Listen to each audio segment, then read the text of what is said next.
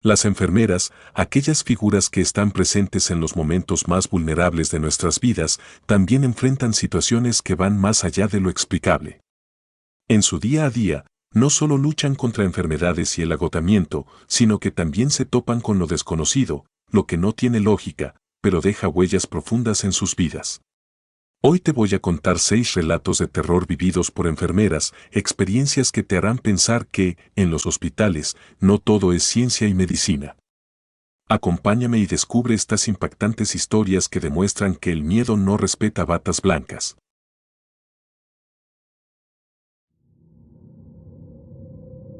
El niño que se aparece en la unidad pediátrica.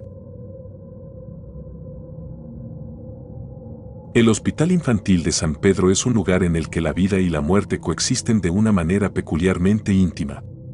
Como enfermera en la unidad pediátrica, he sido testigo de milagros de recuperación que desafían toda lógica médica, así como de tragedias que destrozan familias en un abrir y cerrar de ojos.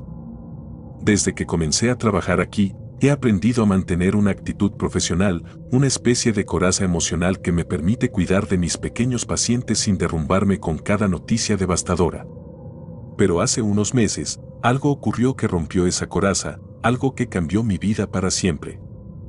Mi nombre es Isabel Serrano y llevaba 5 años trabajando en la unidad pediátrica del hospital cuando noté por primera vez la presencia de un niño que no figuraba en ninguno de los registros médicos. Era una mañana cualquiera cuando lo vi. Estaba en la sala 204, una habitación normalmente vacía que se usaba solo cuando todas las demás estaban llenas. Tenía el cabello rubio y revuelto, y su rostro pálido estaba salpicado de pecas. Llevaba una bata de hospital, y al principio, no pensé mucho en él. Supuse que era un nuevo ingreso del que no me habían informado. Seguí mi ronda, revisando a cada niño en su cama, ajustando las dosis de medicación según lo requerido y asegurándome de que todos estuvieran cómodos.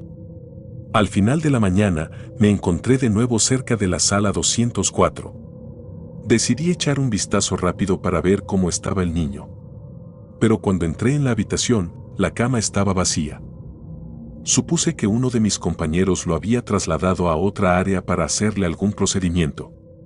Sin embargo, cuando pregunté más tarde en la estación de enfermeras, nadie sabía de ningún niño nuevo. Me dijeron que la sala 204 estaba desocupada. Esa primera visión del niño no me preocupó demasiado. Pensé que tal vez estaba confundida, que el cansancio había empezado a jugarme malas pasadas.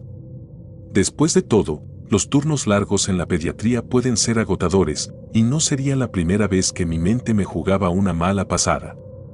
Pero lo que sucedió después no podía atribuirse al cansancio. Una semana más tarde, durante el turno de la noche, volví a ver al niño.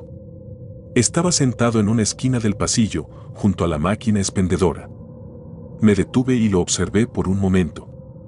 Parecía estar jugando con algo en sus manos, tal vez un pequeño juguete.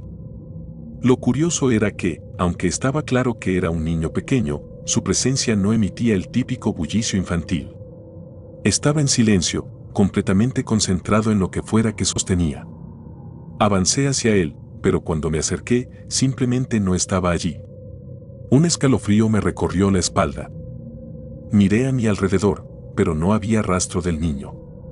El pasillo estaba vacío y en silencio, salvo por el murmullo distante de los monitores. Esa noche, después de terminar mi turno, me fui a casa sintiéndome intranquila. Intenté relajarme, convencida de que el estrés del trabajo estaba afectando mi percepción. Sin embargo, esa explicación se hizo menos plausible con el paso de los días. Empecé a ver al niño con más frecuencia, siempre en momentos en los que nadie más estaba cerca. A veces lo veía de pie en la puerta de una habitación, mirando hacia adentro con una expresión inexpresiva. Otras veces, lo encontraba en la sala de juegos, sentado en una de las sillas pequeñas, observando a los otros niños mientras jugaban, aunque nunca participaba. No sabía qué hacer. Mencionarlo a mis colegas parecía una mala idea. ¿Qué les diría? ¿Qué estaba viendo a un niño que no existía en los registros del hospital? Seguramente pensarían que estaba perdiendo la cabeza, o peor, que estaba demasiado agotada para hacer mi trabajo de manera efectiva. Así que decidí mantenerlo en secreto, esperando que, con el tiempo, estas visiones desaparecieran por sí solas. Pero no lo hicieron. Una noche, decidí tomar cartas en el asunto. Era un turno tranquilo, con todos los pacientes estables y dormidos. Aproveché el tiempo para investigar un poco. Revisé los registros de la sala 204, los informes de ingresos, las notas de los médicos. Pero no encontré nada que indicara que un niño había estado allí recientemente. Esto solo alimentó mi curiosidad y mi preocupación. ¿Cómo era posible que un niño apareciera repetidamente en un hospital sin que hubiera ningún registro de él? Seguí investigando, revisando archivos más antiguos y finalmente, después de horas de búsqueda, encontré algo. Hace unos 5 años, un niño llamado Samuel Gutiérrez había sido ingresado en el hospital. Tenía 7 años y había sido operado de emergencia debido a una apendicitis complicada. La cirugía, que en principio debía ser rutinaria, se complicó. Hubo un error en la administración de la anestesia y Samuel no volvió a despertar. La historia era trágica, pero lo que me dejó helada fue el lugar de su muerte, la sala 204. Mientras leía el informe, sentí como si el aire se volviera más denso a mi alrededor. La sala 204, que ahora se usaba esporádicamente, había sido la habitación donde Samuel pasó sus últimas horas. No podía evitar pensar que el niño que había estado viendo era Samuel, o lo que quedaba de él. La idea era perturbadora, pero a la vez explicaba muchas cosas. Decidí que tenía que hacer algo al respecto. Tal vez, solo tal vez, Samuel necesitaba ayuda para encontrar la paz. Esa noche, volví a la sala 204 después de que todos los demás se hubieran ido. Estaba completamente a oscuras, salvo por la tenue luz del pasillo que se filtraba a través de la puerta entreabierta. Respiré hondo y entré. La habitación estaba fría, más fría de lo que debería estar. Me acerqué a la cama, que estaba perfectamente hecha, y me quedé allí de pie, sintiendo una extraña mezcla de miedo y determinación. No sabía exactamente qué estaba haciendo, pero sabía que no podía seguir ignorando lo que estaba sucediendo. Mientras permanecía allí, en silencio, sentí una presencia detrás de mí. Me giré lentamente y lo vi. Samuel estaba allí, de pie junto a la ventana, mirándome con esos ojos inexpresivos que ahora reconocía. Mi corazón latía con fuerza, pero me quedé quieta, esperando. El niño no se movió. Parecía estar atrapado, esperando algo, sin saber qué hacer. En ese momento, lo comprendí. Samuel no sabía que había muerto. Estaba perdido, atrapado en un bucle interminable de confusión y soledad. Sentí una oleada de compasión por él. No podía imaginar lo aterrador que debía ser estar atrapado de esa manera, sin entender qué estaba sucediendo, sin poder descansar. En voz baja, aunque sabía que probablemente no me escucharía, le hablé. Le dije que lo sentía, que todo había sido un terrible accidente y que ahora estaba a salvo. Le dije que estaba bien irse, que no tenía que quedarse más tiempo aquí. No hubo ninguna señal inmediata de que me hubiera escuchado, pero poco a poco, el aire en la habitación se volvió más ligero, menos opresivo. Samuel me miró por un momento más, y luego, sin ningún ruido, simplemente desapareció. La habitación volvió a la normalidad y me di cuenta de que estaba temblando. No volví a ver a Samuel después de esa noche. La sala 204 se mantuvo tan tranquila como siempre y el hospital continuó con su rutina diaria. No le conté a nadie lo que había sucedido, ni siquiera a mis colegas más cercanos. ¿Quién me creería? Decidí que sería mi secreto, algo que me llevaría conmigo y que me recordaría que, a veces, en el mundo de la medicina, las cosas no son siempre lo que parecen. Desde entonces, cada vez que paso por la sala 204, siento una extraña mezcla de paz y melancolía. Pienso en Samuel, en su pequeña figura junto a la ventana, y me pregunto si finalmente encontró el descanso que merecía. No sé qué fue exactamente lo que vi, o cómo es posible que haya experimentado algo tan inexplicable, pero sí sé una cosa: a veces, los fantasmas del pasado encuentran una manera de manifestarse, buscando una resolución que les fue negada en vida. Ahora, cuando cuido a mis pacientes, lo hago con una mayor conciencia de las vidas que han pasado por este hospital, de las historias que han quedado sin contar. El hospital es un lugar lleno de vida, pero también de memorias. Y aunque no todos los recuerdos son buenos, creo que es importante reconocerlos para que las almas que puedan estar atrapadas encuentren finalmente su paz. A pesar de lo que sucedió, sigo trabajando en la unidad pediátrica. No puedo evitar sentir que tengo una responsabilidad no solo con los vivos, sino también con aquellos que, de alguna manera, se quedaron atrás. Cada vez que un niño ingresa en el hospital, me esfuerzo por dar lo mejor de mí, recordando que mi trabajo no es solo salvar vidas, sino también aliviar el sufrimiento, sea cual sea su origen. Y aunque no he vuelto a experimentar algo como lo que sucedió con Samuel, sé que el hospital sigue guardando secretos, ocultos en los rincones de sus pasillos, esperando a ser descubiertos. No sé si alguna vez volveré a encontrarme con uno de esos secretos, pero si lo hago, estaré lista. Porque he aprendido que a veces la verdadera cura no está en la medicina, sino en el reconocimiento y el cierre de las historias no contadas.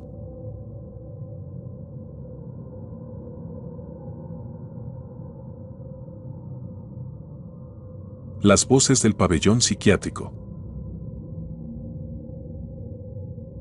Me llamo Clara Ramírez y llevo casi 7 años trabajando como enfermera en el pabellón psiquiátrico de la Clínica San Miguel, un lugar que, a lo largo del tiempo, ha ganado cierta reputación por tratar a pacientes con las condiciones mentales más graves y difíciles de manejar. Aquí, la línea entre la cordura y la locura parece desdibujarse, y en las noches, cuando los pasillos están vacíos y el silencio se cierne como una manta pesada, esa línea se vuelve aún más borrosa. Siempre supe que trabajar en un lugar como este me expondría a situaciones extrañas, y de hecho, aprendí a lidiar con el comportamiento errático y, a menudo, perturbador de los pacientes. Las alucinaciones, los gritos en mitad de la noche, los ataques de pánico, todo eso se convirtió en parte de mi rutina diaria.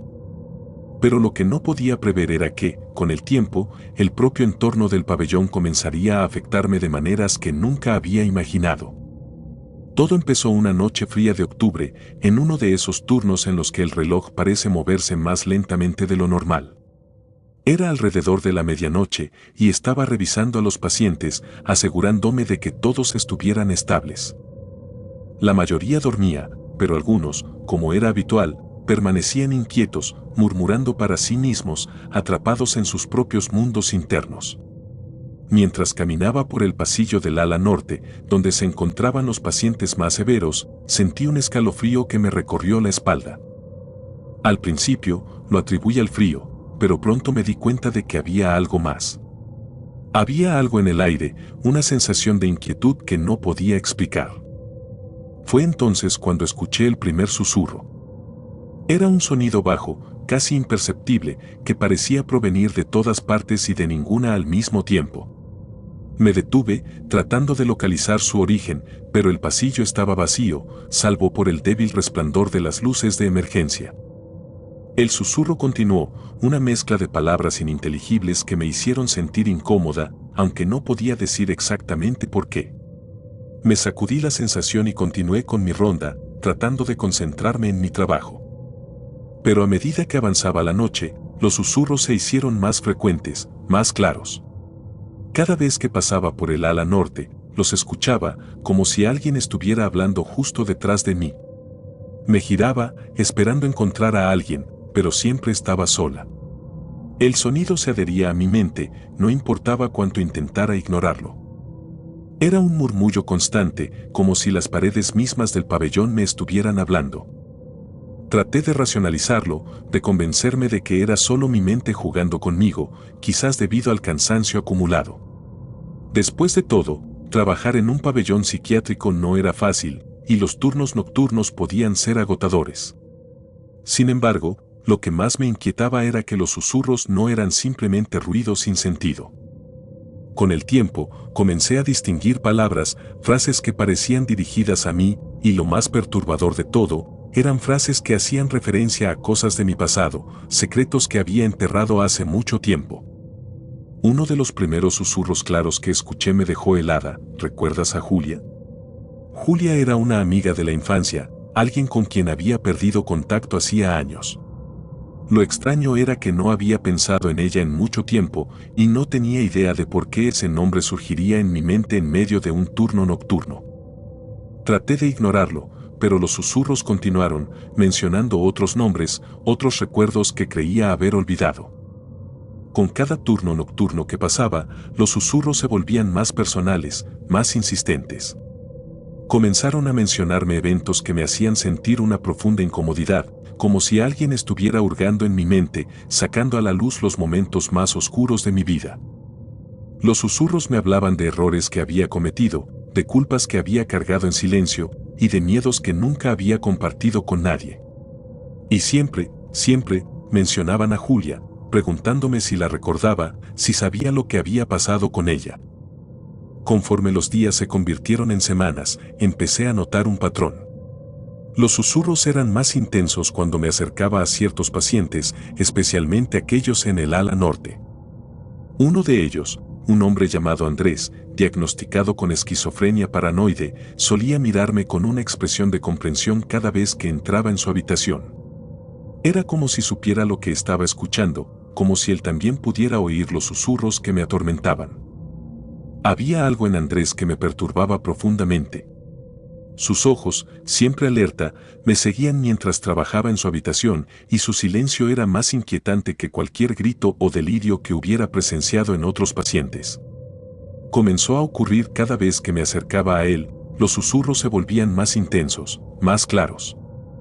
Era como si su presencia amplificara las voces, como si él fuera el epicentro de todo lo que estaba sucediendo.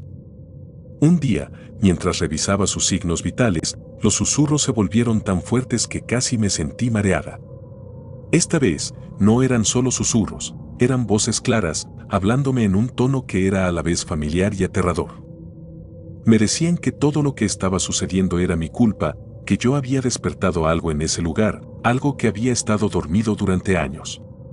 Las voces me acusaban, me recordaban decisiones que había tomado, errores que había cometido, cosas de las que me arrepentía profundamente. Esa noche, no pude soportarlo más. Salí del pabellón apresuradamente, dejando mi turno a medio terminar. La presión en mi pecho era insoportable y sentía que el aire me faltaba. Me refugié en la sala de descanso, tratando de calmarme, pero los susurros seguían ahí, resonando en mi mente.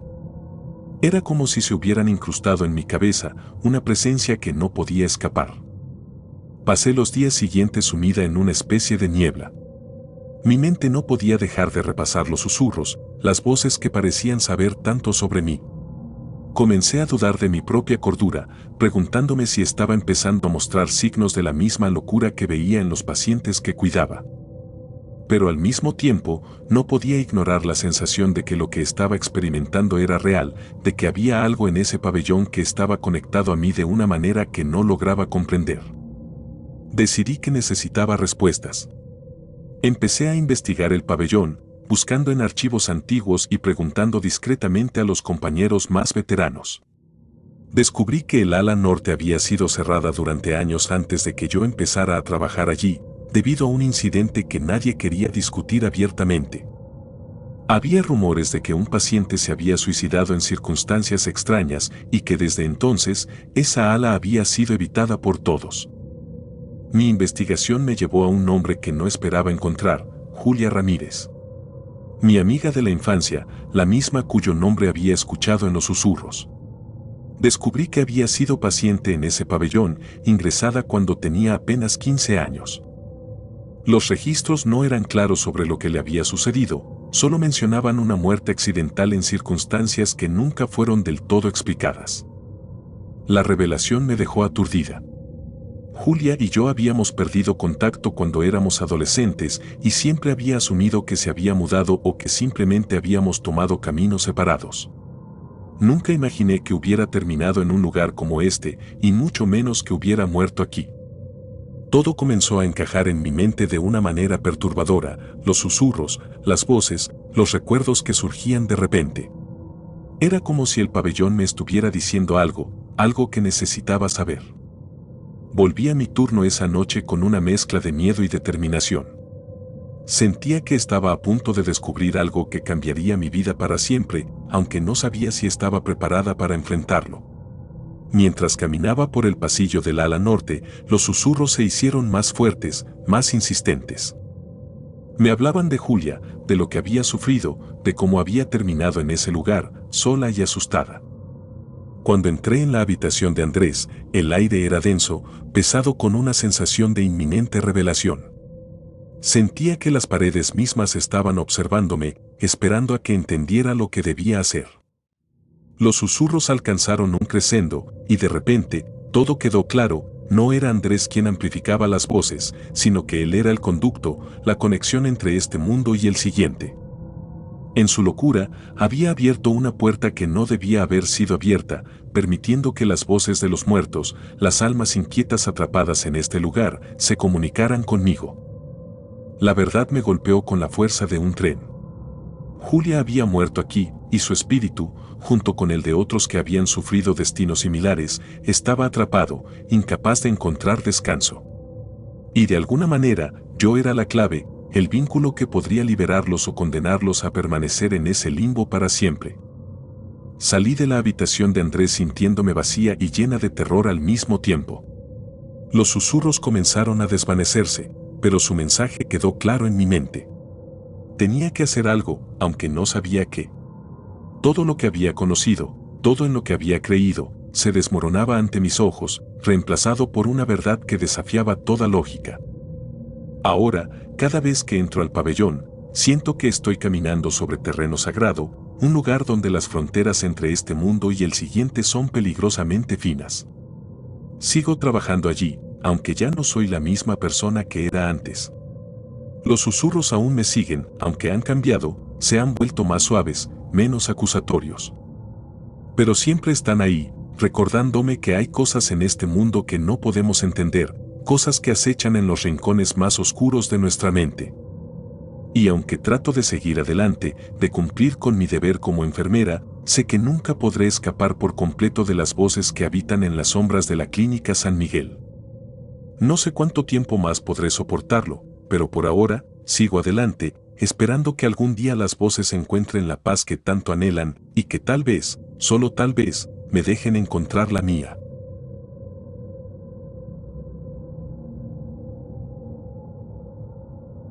La enfermera de la guerra. Mi nombre es Elena Méndez y soy enfermera en el Hospital Militar San Juan de Dios, un lugar que ha visto más dolor y sufrimiento del que cualquier persona debería experimentar en toda una vida.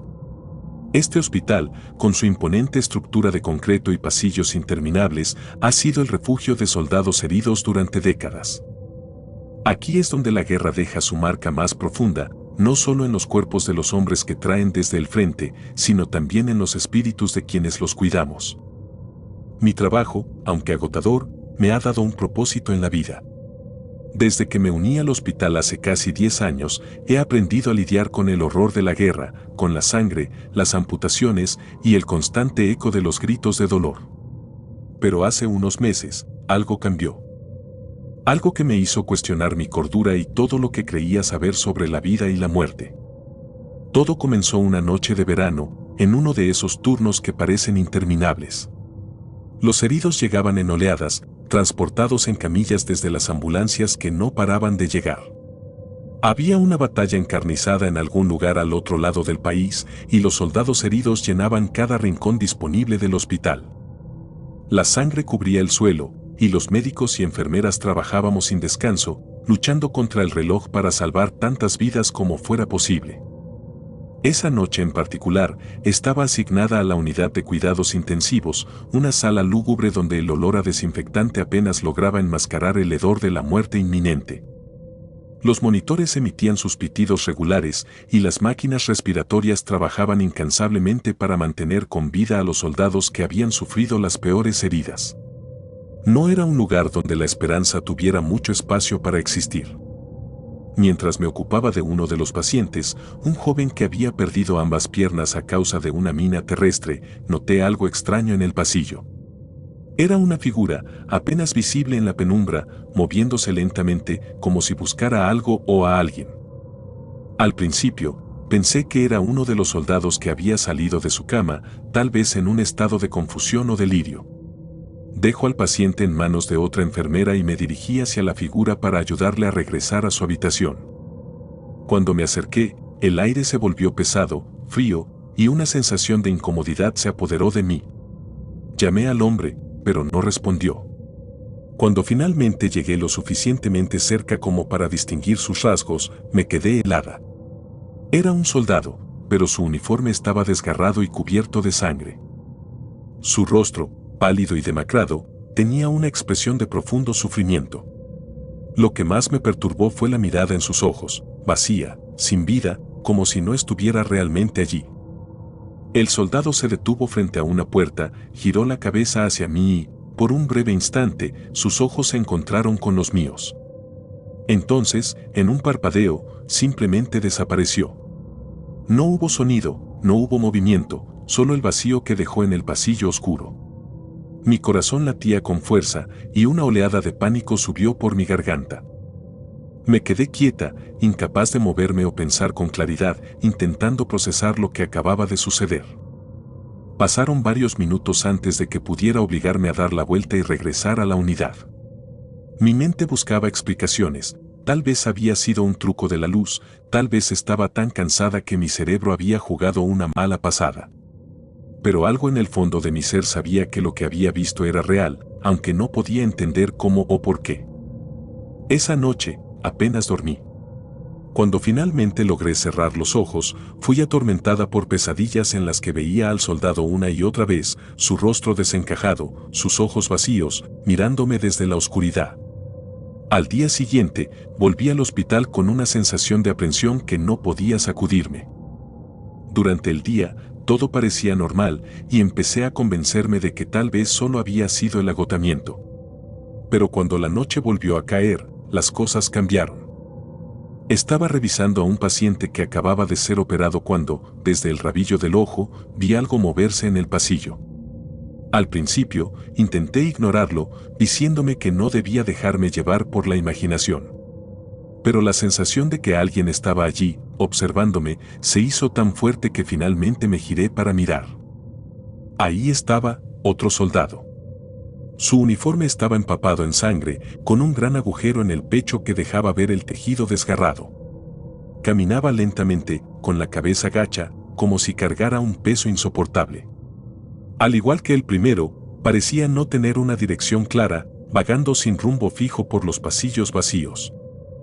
El terror que sentí fue indescriptible. Sabía que estaba viendo algo que no debería estar allí, algo que desafiaba toda lógica. Pero antes de que pudiera hacer algo, el soldado levantó la cabeza, me miró con esos ojos vacíos y desapareció en la nada, dejando solo un frío penetrante que se coló en mi piel y mis huesos. Las siguientes semanas se convirtieron en un infierno personal. Los soldados fantasmas se aparecían con mayor frecuencia, siempre en la noche, siempre sangrando, arrastrándose por los pasillos como almas en pena. Sus heridas eran horribles, algunas de ellas imposibles de sobrevivir, y cada uno de ellos parecía estar atrapado en un ciclo interminable de sufrimiento. Me di cuenta de que no eran solo apariciones aleatorias, estos eran los mismos hombres que había cuidado en algún momento, hombres que habían muerto en el hospital a pesar de todos nuestros esfuerzos por salvarlos. Mi mente empezó a resquebrajarse bajo la presión. Me volví cada vez más retraída, incapaz de hablar de lo que estaba experimentando. ¿Quién me creería? ¿Cómo podría explicar lo inexplicable? Intenté seguir adelante, concentrarme en mi trabajo, pero cada vez que caía la noche, el hospital se transformaba en un lugar de pesadilla, poblado por los espíritus atormentados de los soldados que no habían podido encontrar la paz. Una noche, mientras estaba de guardia en la sala de recuperación, todo llegó a un punto crítico. Había estado viendo al mismo soldado aparecer repetidamente durante varias noches seguidas, siempre sangrando por una herida en la cabeza que no dejaba de gotear. Lo reconocí como uno de los pacientes que habíamos perdido hacía apenas un mes, un joven de 22 años que había sufrido un traumatismo cráneoencefálico severo. Cada vez que lo veía, sentía una mezcla de tristeza y miedo que me consumía. Esa noche, el soldado apareció de nuevo, pero esta vez no estaba solo. A su lado, Otros fantasmas comenzaron a materializarse, todos ellos con las mismas miradas vacías, todos ellos con sus uniformes empapados en sangre. Se movían lentamente por la sala, como si estuvieran buscando algo, pero sin saber exactamente qué. El pánico me invadió, y sentí que el aire se volvía más denso, más difícil de respirar. Todo el hospital parecía resonar con el peso de esas almas perdidas y su sufrimiento era casi tangible. Mi corazón latía con tanta fuerza que pensé que me desmayaría, pero me obligué a mantener la compostura. A pesar del miedo, sentí una extraña sensación de responsabilidad, como si de alguna manera mi presencia allí estuviera conectada con lo que estaba sucediendo. Traté de recordar mis años de formación, mis creencias, todo lo que había aprendido sobre la vida y la muerte, pero nada me había preparado para esto.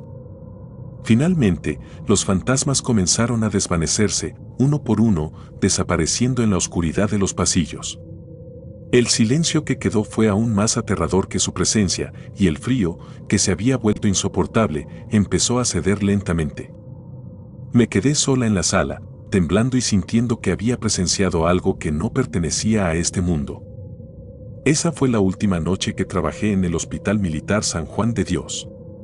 Al día siguiente, presenté mi renuncia, incapaz de soportar un día más en ese lugar. Me mudé a otra ciudad, lejos de todo lo que me recordaba a esos días oscuros. Intenté reconstruir mi vida, encontrar un trabajo en un hospital civil, donde las únicas heridas que vi fueron las de accidentes y enfermedades comunes, no las de la guerra. Pero los recuerdos de esas noches nunca me abandonaron.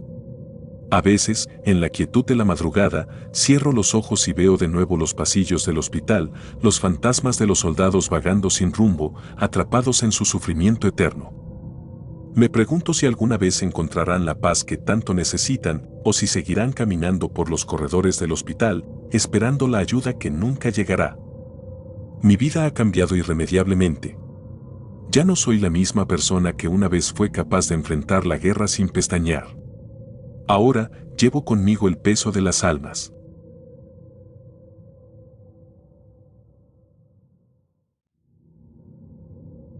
Las manos heladas. El Hospital San Agustín es un lugar donde la vida y la muerte conviven en una simbiosis ineludible. A lo largo de los años, he aprendido a aceptar esta dualidad sin cuestionarla demasiado. Como enfermera en la morgue, mi trabajo consiste en cuidar de los cuerpos que ya no pertenecen al mundo de los vivos, asegurándome de que reciban el respeto que merecen antes de su viaje final. Es un trabajo solitario y sombrío, pero me había acostumbrado a la rutina, al silencio pesado de los pasillos subterráneos y a la fría luz fluorescente que ilumina las mesas de metal. Al menos, eso creía. Mi nombre es Laura Morales y llevo más de una década trabajando en el hospital. La morgue nunca me había perturbado. De hecho, encontraba en su serenidad una extraña forma de consuelo. Aquí, no había urgencias ni caos, solo una calma que me permitía reflexionar sobre la fragilidad de la existencia. Sin embargo, hace unos meses, algo cambió.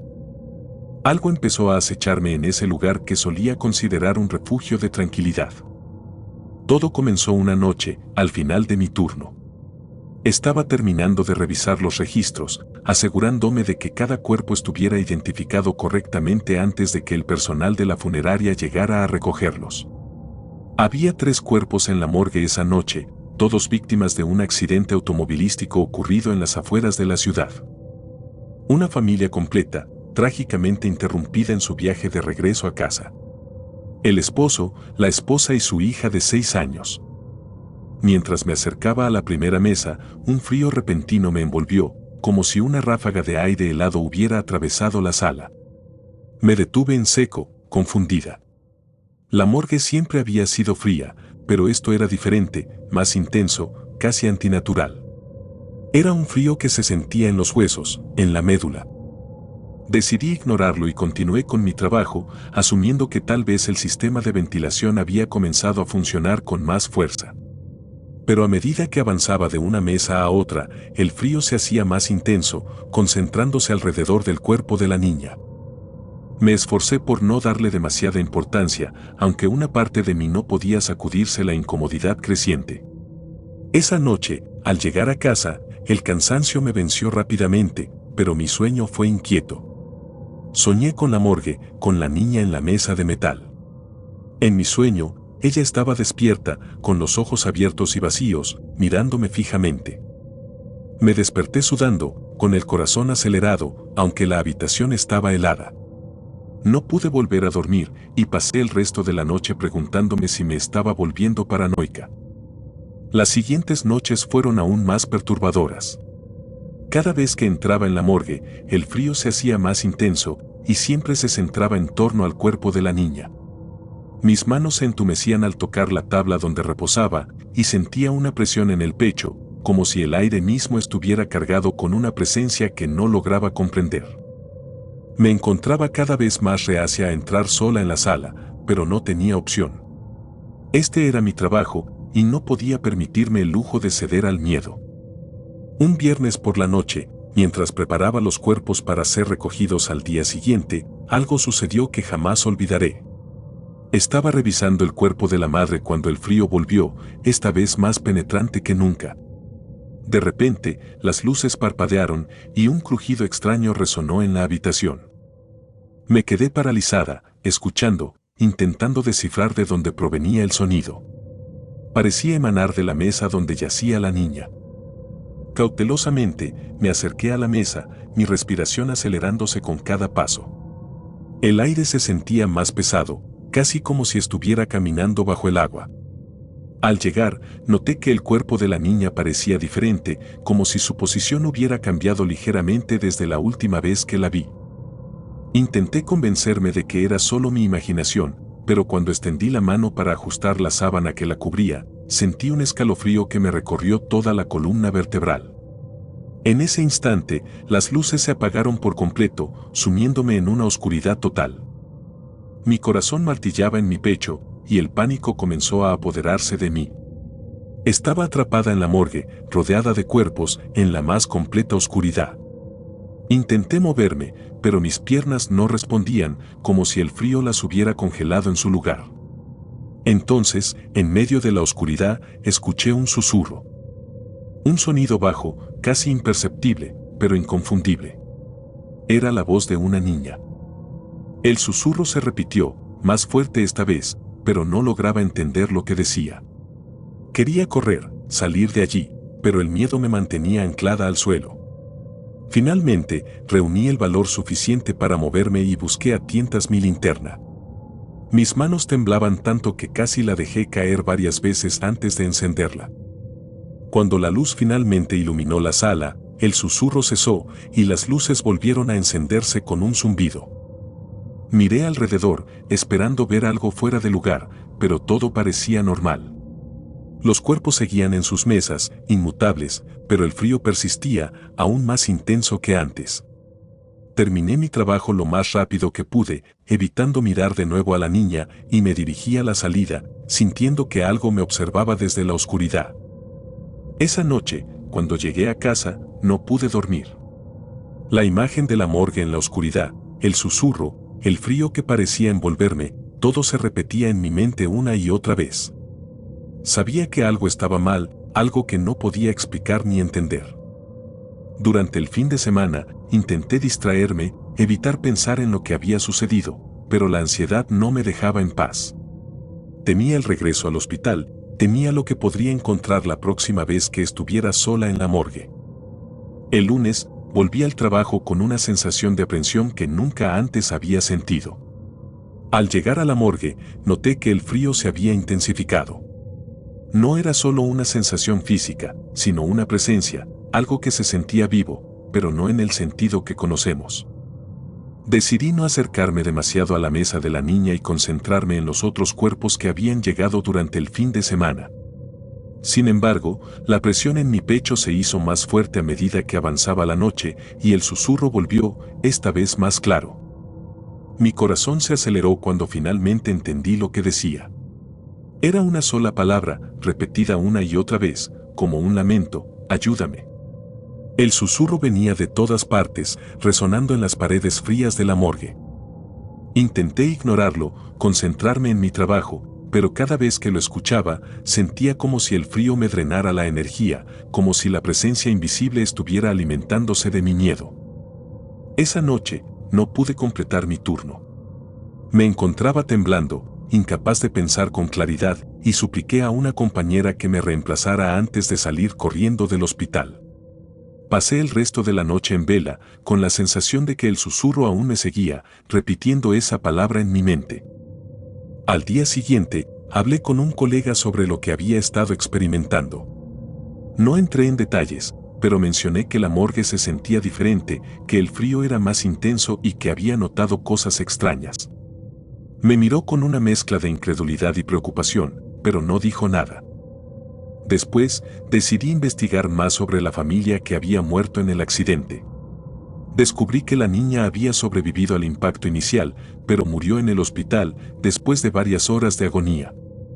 Fue la última en morir, sola, mientras sus padres ya estaban en la morgue. Con esa información, empecé a sospechar que la niña no había encontrado la paz. Algo la mantenía atrapada en el frío de la morgue, algo que la obligaba a quedarse, a buscar ayuda desesperadamente. Decidí que tenía que hacer algo al respecto, aunque no sabía exactamente qué. Esa noche, regresé a la morgue con una determinación renovada.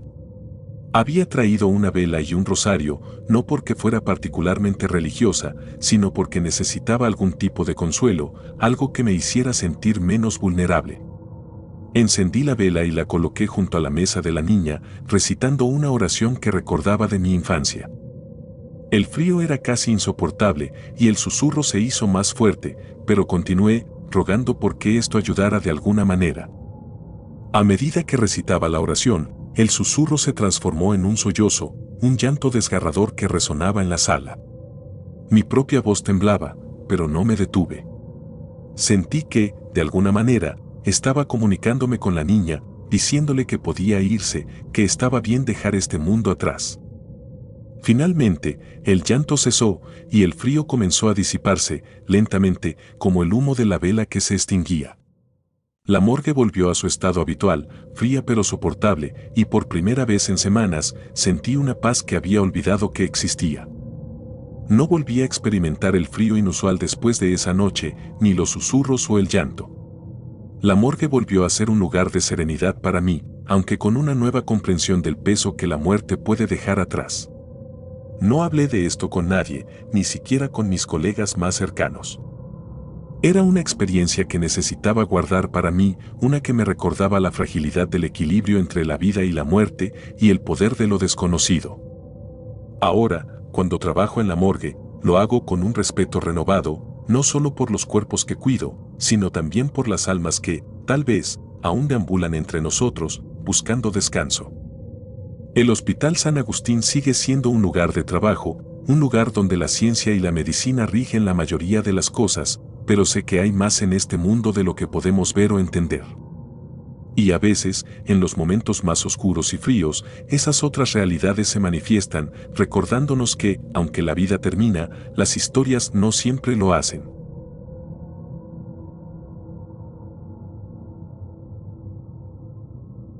La Guardia Eterna. Mi nombre es Andrea Martínez. Siempre había pensado que mi trabajo como enfermera me exponía a las facetas más crudas y reales de la vida. Había sido testigo del dolor, la alegría, la muerte y, ocasionalmente, de la recuperación milagrosa de aquellos que parecían estar destinados a morir. Pero jamás imaginé que algo podría sacudirme al punto de cuestionar mi cordura. Todo comenzó cuando me asignaron a la unidad de cuidados intensivos del Hospital General de Santa Lucía, en Madrid. Era un trabajo rutinario, nada fuera de lo común. Había trabajado en UCI antes y estaba acostumbrada a lidiar con la tensión constante de la vida y la muerte. Sin embargo, algo era diferente esta vez. No lo noté al principio, pero pronto empezó a hacerse evidente. Mi paciente, un hombre llamado Javier Pérez, había estado en coma durante semanas. Según el informe, había sufrido un grave accidente de tráfico. Un camión lo había arrollado mientras cruzaba una calle en la noche, dejándolo al borde de la muerte. Sus heridas eran severas, con traumatismo craneoencefálico y múltiples fracturas. Los médicos no eran optimistas respecto a su recuperación. Mi trabajo era simple: monitorear sus signos vitales, administrarle los medicamentos necesarios y mantenerlo cómodo. El primer par de noches transcurrió sin incidentes. Llegaba al hospital, tomaba su presión, revisaba sus niveles de oxígeno y me aseguraba de que estuviera estable. Pero en la tercera noche, algo extraño sucedió. Estaba revisando sus signos vitales cuando noté un leve movimiento en sus párpados. Me detuve un momento, observándolo con atención. ¿Había sido una ilusión? Estaba segura de que lo había visto moverse. Lo observé durante unos minutos más, pero no volvió a suceder. Sacudí la cabeza, pensando que tal vez estaba demasiado cansada. Las noches en UCI podían ser agotadoras y era fácil que la mente te jugara malas pasadas. No obstante, el incidente me dejó inquieta. Esa misma noche, cuando finalmente llegué a casa y me acosté, tuve un sueño extraño. En mi sueño, estaba caminando por una calle oscura. La única luz provenía de los faroles distantes, creando sombras alargadas que se extendían hasta el horizonte. Sentía que alguien me seguía, pero cada vez que me daba la vuelta, no había nadie. El asfalto bajo mis pies estaba frío y el silencio era opresivo, como si el mundo entero contuviera el aliento. De repente, escuché un ruido. Un crujido de metal, seguido por un estruendo ensordecedor. Me giré justo a tiempo para ver un camión enorme que se abalanzaba sobre mí. El sueño terminó en ese instante y me desperté jadeando, empapada en sudor. Me tomó un rato darme cuenta de que había estado soñando. El realismo de la experiencia fue perturbador y la sensación de ser perseguida me acompañó durante todo el día. Intenté sacudirme el malestar, convenciéndome de que solo había sido un mal sueño, probablemente provocado por la historia del accidente de Javier. Sin embargo, no pude evitar sentir que había algo más profundo y más oscuro que no lograba comprender. La siguiente noche, fui al hospital con una sensación de aprehensión que no podía explicar. Al entrar en la UCI, todo parecía normal.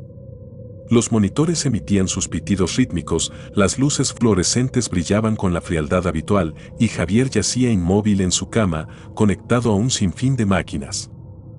Me acerqué a él, dispuesta a realizar los controles de rutina, cuando noté algo extraño. Su respiración era más irregular, como si estuviera luchando por mantenerse en calma. Me acerqué más para revisar sus signos y entonces sucedió de nuevo, sus párpados se movieron. Pero esta vez, no fue solo un espasmo. Sus ojos se abrieron por completo. Salté hacia atrás, mi corazón martillando en el pecho. Lo observé, esperando que dijera algo, que hiciera cualquier cosa. Pero no lo hizo. Sus ojos estaban abiertos, pero no había vida en ellos. Era como si me estuviera mirando, pero al mismo tiempo, no. Tras unos segundos que parecieron eternos, sus párpados cayeron de nuevo, dejándolo en su estado comatoso. Corrí hacia la estación de enfermeras y revisé su historial. No había habido ningún cambio en su condición, ningún signo de mejoría. Esto no tenía sentido. Decidí no decir nada. ¿Quién me creería? Podrían pensar que me estaba volviendo loca. Tal vez, eso era exactamente lo que estaba sucediendo. Esa noche, al llegar a casa, el sueño me eludió. Cuando finalmente me quedé dormida, el sueño volvió, pero esta vez fue diferente. Ya no estaba sola en la calle. Podía ver a Javier caminando unos pasos por delante de mí, tambaleándose como si estuviera herido. Lo llamé, pero no me respondió. Solo seguía caminando, alejándose de mí. El pánico creció en mi pecho. Necesitaba alcanzarlo, pero cada vez que intentaba correr, mis piernas se volvían pesadas como el plomo, impidiéndome avanzar. Finalmente, Javier se detuvo y justo cuando iba a girarse hacia mí, me desperté de golpe, con el sonido de mis propios gritos resonando en la oscuridad de mi habitación. A partir de ese momento, cada noche fue peor. Javier mostraba signos de actividad más evidentes. No solo sus ojos se abrían de vez en cuando, sino que su cuerpo también empezaba a moverse. Sus dedos se contraían, su respiración se volvía agitada y en ocasiones su boca se entreabría como si intentara hablar. Cada vez que sucedía, sentía un frío intenso que me recorría la espina dorsal. Era como si estuviera siendo testigo de algo que no debía ver. Los sueños también se volvieron más vívidos. Ya no solo caminaba detrás de Javier en una calle oscura. Ahora podía ver fragmentos de su vida antes del accidente. Lo veía sentado en un coche, riendo con amigos, o caminando por un parque con su novia. Pero siempre, al final del sueño, el accidente ocurría de nuevo. El camión aparecía de la nada, embistiéndolo con una fuerza brutal, y yo sentía su dolor, su miedo, como si fuera el mío. El último sueño fue el peor de todos. Estaba en el coche con Javier, sintiendo la calidez del volante bajo mis manos, escuchando el sonido de la radio. Sabía lo que iba a pasar, pero no podía hacer nada para evitarlo. Las luces del camión aparecieron en la distancia, y en un instante, todo se volvió un caos de metal retorcido y cristales rotos. Sentí cada impacto, cada hueso rompiéndose, cada respiración agonizante. Y cuando todo terminó, el silencio fue peor que cualquier otra cosa. Podía oír mi propia respiración, lenta y trabajosa, mientras la oscuridad me envolvía. Me desperté esa mañana sintiendo que algo había cambiado. El sueño no me había abandonado como lo había hecho en noches anteriores. Esta vez, la sensación de muerte se aferraba a mí, incapaz de ser sacudida. El miedo, el dolor, la desesperanza, todo estaba presente, como si hubiera traído parte de esa pesadilla conmigo al mundo real. Fui al hospital en un estado de automatismo, incapaz de pensar en otra cosa que no fuera Javier. Al llegar a la UCI, me acerqué a su cama con una mezcla de temor y desesperación. Sabía que lo que estaba sucediendo no era normal, pero necesitaba respuestas. Necesitaba entender qué me estaba pasando, por qué estaba viendo y sintiendo estas cosas. Para mi sorpresa, al llegar, Javier estaba más inquieto que nunca. Su cuerpo se movía como si luchara por liberarse de una prisión invisible. Sus manos se tensaban y sus ojos estaban abiertos, pero no de la forma vacía de antes. Había una chispa de algo en ellos, algo que me miraba directamente, algo que suplicaba por ayuda. El monitor de su frecuencia cardíaca comenzó a pitar de manera frenética y corrí a buscar a un médico. Sabía que algo estaba terriblemente mal. Cuando regresamos, su cuerpo estaba completamente inmóvil. El médico revisó sus signos vitales, pero todo estaba en orden. No había explicación para lo que acababa de suceder. Me quedé de pie, sintiendo que las fuerzas me abandonaban, mientras el médico salía de la habitación sin notar nada fuera de lo común. Yo, en cambio, sabía que lo que había visto no era un simple reflejo del coma.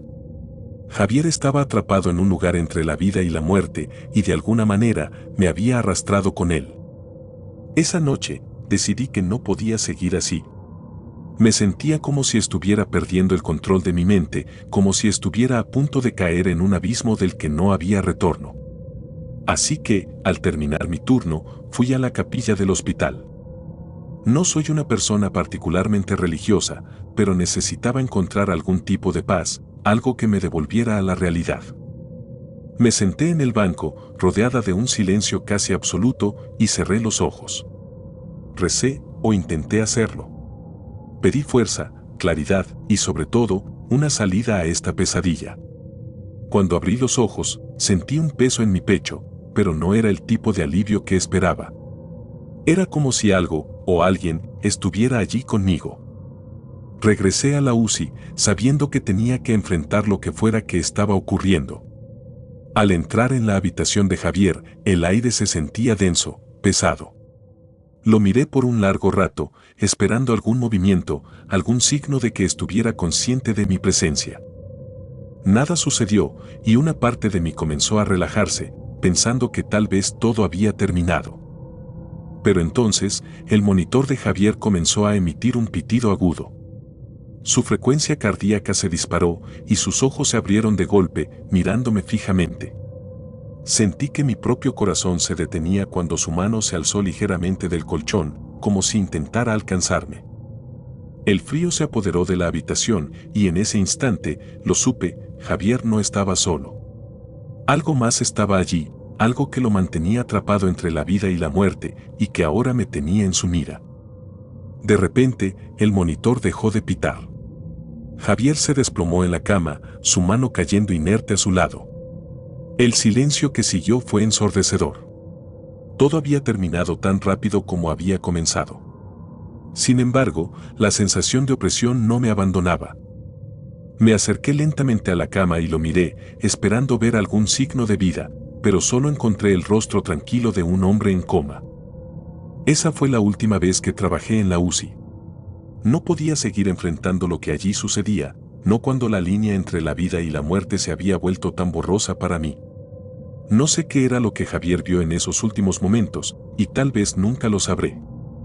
Pero una cosa es segura, algo más allá de la comprensión humana sucedió en esa habitación, algo que desafía toda lógica y razón. Desde entonces, los sueños han cesado, pero el recuerdo de esos días me persigue. A veces, en la oscuridad de la noche, siento la misma opresión, el mismo frío que me recorrió en aquella habitación.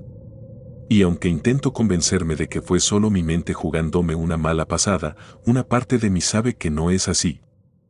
No puedo olvidar la mirada de Javier en esos últimos momentos.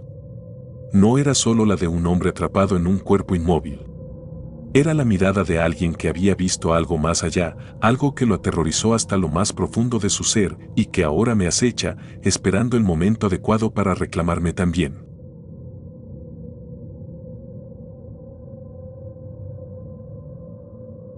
El doctor de la noche. Desde que empecé a trabajar en el Hospital Central, supe que los turnos nocturnos serían desafiantes. La noche en un hospital tiene su propio ritmo, más lento pero también más siniestro. Los pasillos, que durante el día son un hervidero de actividad, se convierten en largos túneles de silencio interrumpidos solo por los pitidos de las máquinas y el ocasional sonido de una puerta cerrándose. Aunque siempre he sido una persona más bien pragmática, acostumbrada a los hechos y a la lógica que impone la medicina, pronto comencé a notar que algo en esos turnos de noche no encajaba del todo. Mi nombre es Julia González y soy enfermera en la planta de medicina interna. Me gradué hace 3 años y, aunque he enfrentado algunas situaciones difíciles, siempre he logrado mantener la calma y la profesionalidad. Sin embargo, en las últimas semanas, mi capacidad para racionalizar lo que veo ha sido puesta a prueba. Todo comenzó de manera sutil, como suelen hacerlo las cosas que luego se convierten en obsesiones. Una noche, mientras revisaba a mis pacientes, noté que la hoja de seguimiento de uno de ellos, el señor Roberto Muñoz, ya estaba firmada por el médico de guardia, a pesar de que yo no había visto a ningún doctor entrar en su habitación. Roberto estaba ingresado por un caso complicado de neumonía y cada noche requería que le administrara una dosis de antibióticos intravenosos. Normalmente, yo era la encargada de este procedimiento, pero esa noche, al llegar a su habitación, encontré la vía ya colocada y la medicación administrada. Mi primer pensamiento fue que el doctor de turno, el doctor Velasco, un hombre reservado y extremadamente profesional, había decidido adelantarse. Aunque me sorprendió que no me hubiera informado, lo dejé pasar. Al fin y al cabo, la medicina es un trabajo en equipo y quizás solo había intentado aliviar mi carga de trabajo. La segunda vez que sucedió, una semana después, la situación fue similar. Esta vez, el paciente era una anciana con insuficiencia cardíaca llamada María Ruiz. De nuevo, al llegar para realizar el control nocturno de sus constantes vitales, descubrí que alguien ya lo había hecho. La hoja estaba firmada por el doctor Velasco, pero él no estaba en la planta. Pregunté a las compañeras de turno si lo habían visto, pero nadie recordaba haberlo cruzado en toda la noche. De nuevo, traté de racionalizarlo. Quizás había pasado mientras estaba ocupada con otro paciente, o tal vez, en mi agotamiento, simplemente no lo había notado. Sin embargo, a medida que los días pasaban, los incidentes comenzaron a acumularse. Las hojas de control estaban llenas de firmas del doctor Velasco, los tratamientos administrados antes de que yo llegara, los procedimientos realizados sin que yo hubiera visto ni una sola vez al médico en persona.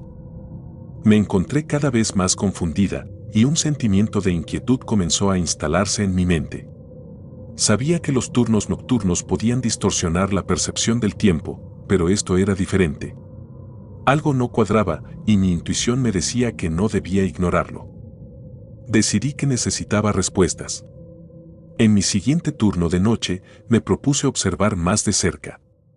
Me aseguré de estar siempre atenta a los movimientos en el pasillo, revisando constantemente las habitaciones de los pacientes que requerían atención especial. Sin embargo, no vi nada fuera de lo común. A las 2 de la mañana, el hospital estaba más silencioso que nunca y aún no había rastro del doctor Velasco.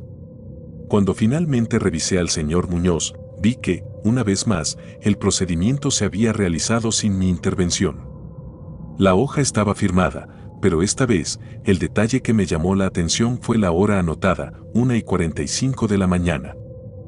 Recordaba haber pasado frente a la habitación poco después de la 1:30 y no había visto a nadie entrar. A partir de esa noche, mi rutina cambió. Empecé a sentir una constante ansiedad, una necesidad de entender qué estaba sucediendo. Empecé a revisar las cámaras de seguridad en los días en que sabía que el doctor Velasco había firmado las hojas, pero nunca aparecía en las grabaciones. Era como si simplemente no existiera en el hospital durante esos turnos, y sin embargo, su firma estaba en todos los documentos. Lo más extraño ocurrió un miércoles. Aquella noche, uno de los pacientes, un hombre joven llamado David Martínez, estaba en estado crítico. Tenía una infección postquirúrgica que requería una atención constante. Sabía que tendría que estar al tanto de su evolución, por lo que decidí centrarme en él durante la primera mitad de mi turno. Al llegar a su habitación poco después de la medianoche, noté que su estado había mejorado significativamente. La fiebre había bajado, y sus signos vitales estaban mucho más estables. Al revisar su expediente, vi que le habían administrado una nueva medicación que no estaba en su tratamiento inicial y que la hoja estaba firmada nuevamente por el doctor Velasco. No podía creer lo que estaba viendo. Sabía que no había visto a Velasco en toda la noche y sabía que no había autorizado ese tratamiento. Salí de la habitación con el corazón latiéndome en los oídos, la cabeza llena de preguntas. Decidí que no podía seguir ignorando lo que sucedía. Si no obtenía respuestas, iba a volverme loca. El viernes siguiente, decidí quedarme en la planta después de mi turno, ocultándome en la pequeña sala de descanso, desde donde podía vigilar el pasillo. Quería ver, con mis propios ojos, quién estaba firmando esos documentos. El hospital estaba en completo silencio. Las luces tenues del pasillo proyectaban sombras alargadas y distorsionadas, y el único sonido era el zumbido de las máquinas. A medida que la noche avanzaba, el cansancio empezó a apoderarse de mí, pero me obligué a mantenerme despierta. Pasadas las 3 de la madrugada, justo cuando el sueño comenzaba a nublar mi mente, escuché un sonido. Era apenas un susurro, como el roce de una bata contra las paredes. Me tensé, conteniendo la respiración mientras observaba el pasillo. Al principio, no vi nada, pero luego, al final del corredor, distinguí una figura. La tenue luz hacía difícil identificarla con claridad, pero parecía ser un hombre. Su andar era lento, casi como si flotara más que caminara. Mi corazón empezó a latir con fuerza, pero me obligué a permanecer quieta, observando desde la penumbra. La figura se detuvo frente a la habitación del señor Muñoz. Desde donde estaba, no podía ver lo que hacía, pero parecía estar escribiendo algo en el expediente del paciente. Un escalofrío me recorrió la columna vertebral. Sentí que mis manos comenzaban a sudar mientras observaba cómo la figura se giraba ligeramente hacia el pasillo. Fue entonces cuando pude verlo con mayor claridad. Llevaba una bata de médico y su rostro estaba parcialmente cubierto por una máscara quirúrgica. La figura permaneció inmóvil por unos segundos que me parecieron eternos. Luego, sin hacer ruido, se deslizó hacia la siguiente habitación.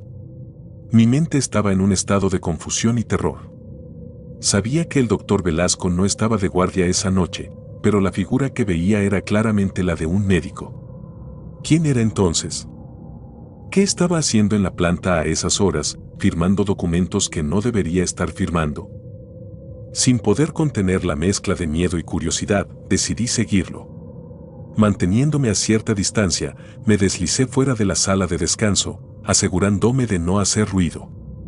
La figura se detuvo frente a la habitación de David Martínez. Lo vi sacar algo de su bolsillo, tal vez un medicamento, y administrarlo en la vía intravenosa del paciente. Luego, como antes, anotó algo en el expediente y se dirigió hacia la salida del pasillo. Mi corazón latía tan fuerte que me costaba escuchar otra cosa. A pesar del pánico que sentía, me obligué a avanzar. Sabía que si no confrontaba lo que estaba sucediendo, nunca obtendría respuestas. Llegué a la habitación de David tan pronto como la figura se desvaneció por el pasillo. Al revisar el expediente, encontré la misma firma, la de Velasco, con la hora marcada como 3:15 de la mañana. Todo coincidía con lo que había visto, pero lo que no podía entender era cómo ni por qué estaba sucediendo. A la mañana siguiente, hablé con mis superiores sobre lo que había estado experimentando, aunque omití los detalles más paranormales. Les dije que alguien estaba firmando los expedientes en nombre del doctor Velasco y administrando tratamientos sin mi conocimiento. Esperaba que investigaran, que revisaran las cámaras de seguridad, pero cuando lo hicieron, no encontraron nada. No había rastro de la figura en las grabaciones. Para todos los demás, parecía que simplemente estaba inventando historias. Desde entonces, he tratado de no pensar demasiado en lo que sucedió esas noches. Sin embargo, el miedo sigue ahí, latente, como una sombra que nunca se desvanece por completo. Ya no hago turnos nocturnos en el Hospital Central. Pedí un traslado, y aunque ahora trabajo en un entorno menos perturbador, la sensación de que hay cosas que escapan a nuestra comprensión me persigue. En ocasiones, pienso en el doctor Velasco. Después de todo, él nunca supo nada de esto, y yo nunca tuve el valor de hablarle directamente sobre lo que vi. Me pregunto si alguna vez él también experimentó algo extraño durante sus guardias nocturnas, si alguna vez sintió esa misma inquietud inexplicable. Tal vez hay historias que simplemente no deben ser contadas, cosas que es mejor no entender por completo. Pero la pregunta sigue rondando en mi mente: ¿quién o qué estaba realizando esos procedimientos en la oscuridad de la noche? Tal vez, en un hospital donde la vida y la muerte se cruzan constantemente, hay fuerzas que operan más allá de lo que podemos ver, fuerzas que, por alguna razón, han elegido permanecer en las sombras. Y aunque me esfuerzo por no pensar en ello, una parte de mí siempre sentirá que en las profundidades de la noche, en esos momentos en los que el mundo parece detenerse, algo o alguien continúa su trabajo en silencio, sin descanso, en las sombras del hospital.